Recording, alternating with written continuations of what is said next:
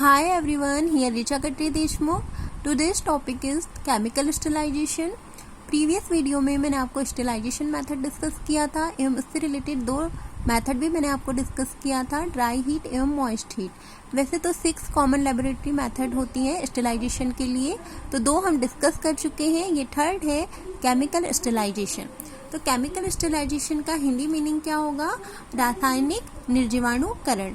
तो देखिए, chemical sterilisation refers to a technique of sterilisation making use of a chemical agent. Object can be sterilized with products like formaldehyde.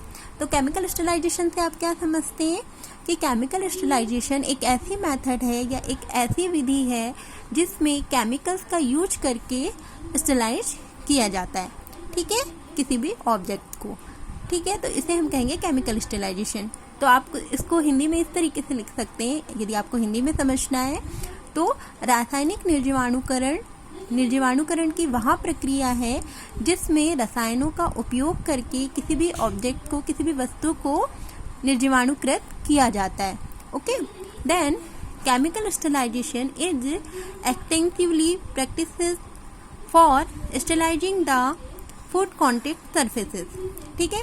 तो अधिकतर हम chemical sterilisation का जो अधिकतर उपयोग होता है वो पैकेजिंग मटेरियल्स के लिए होता है, जैसे कि जो खाने पीने की वस्तुएं, ठीक है, उसको जो पैक किया जाता है, ठीक है, और जो डिलीवर किया जाता है, तो उस प्रोसेस में अधिकतर केमिकल स्टेलाइजेशन प्रक्रिया का यूज किया जाता है ताकि वो जो भी फूड आइटम्स हैं वो क्या ना हो, खराब ना हो।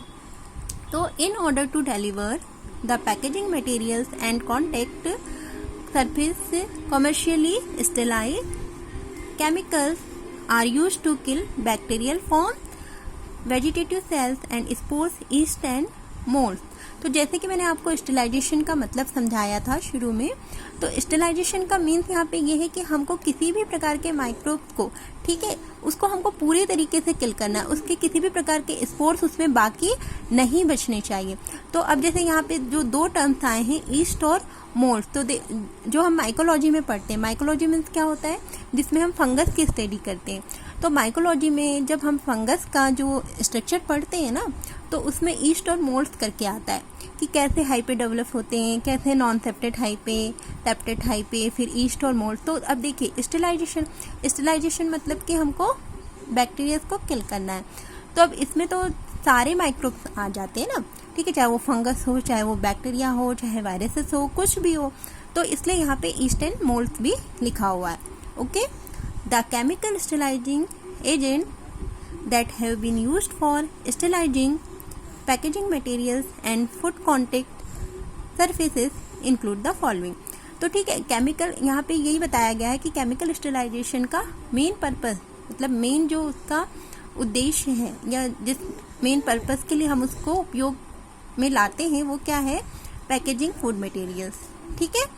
अब यहाँ पे ये भी देखना जरूरी है कि कौन कौन से केमिकल्स यूज किए जाते हैं, मोस्ट इंपॉर्टेंट केमिकल्स कौन कौन से हैं। तो देखिए, मैंने यहाँ पे आपको एग्जांपल में बताया है, hydrogen peroxide, ethylene oxide, ozone, bleach, glutaraldehyde, formaldehyde, peracetic acid and silver.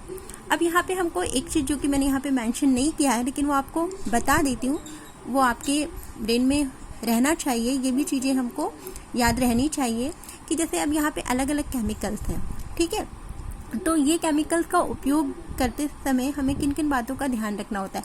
हमें ये भी ध्यान रखना होता है कि किस केमिकल्स की कैपेबिलिटी कितनी है, क्या है, वो लो टेम्परेचर पर कैसे वर्क करता है, हाई टेम्परेचर पर कैसे वर्क करता है, उसका पोटेंशियल कितना है, पीएच कितना होना चाहिए, टेम्परेचर कितना होना चाहिए। तो ये सारी चीज़ें इनके अकॉर्डिंग भी हम इसको उपयोग में लाते हैं। तो जैसे कि फॉर एग्जांपल, जैसे फर्स्ट जो एग्जांपल आपका है हाइड्रोजन पेरोक्साइड, तो हाइड्रोजन पेरोक्साइड इसका फार्मूला क्या होगा? H2O2, ठीक है। तो हाइड्रोजन पेरोक्साइड का लिथल इफेक्ट ये है कि ये जो लो टेम्परेचर पे है, ये इसकी कैपेबिलिटी उतनी एक्यूरेसी नहीं देती, ठीक है, उतनी एक्यूरेसी नहीं देती, मीन्स इसकी कैपेबिलिटी उतनी परफेक्ट नहीं होती। लेकिन जब इसी को हम हाई टेम्परेचर पे, तो इसकी कैपेबिलिटी क्या होती है? और ज़्यादा बेटर होती है। तो इस टाइप से सारे केमिकल्स में हमको ये चीज़ ध्यान में रखना है कि पीएच, पोटेंशियल, टेम्परेचर, इट्स, ठीक है। ओके, तो आई होप आपको केमिकल स्टेलाइजेशन में कुछ हेल्प मिली हो, आपको समझ में आया हो। यदि आपको मेरा ये चैनल पसंद आ रहा हो तो प्लीज़ लाइक एवं सब्सक्राइब करें। Thank you.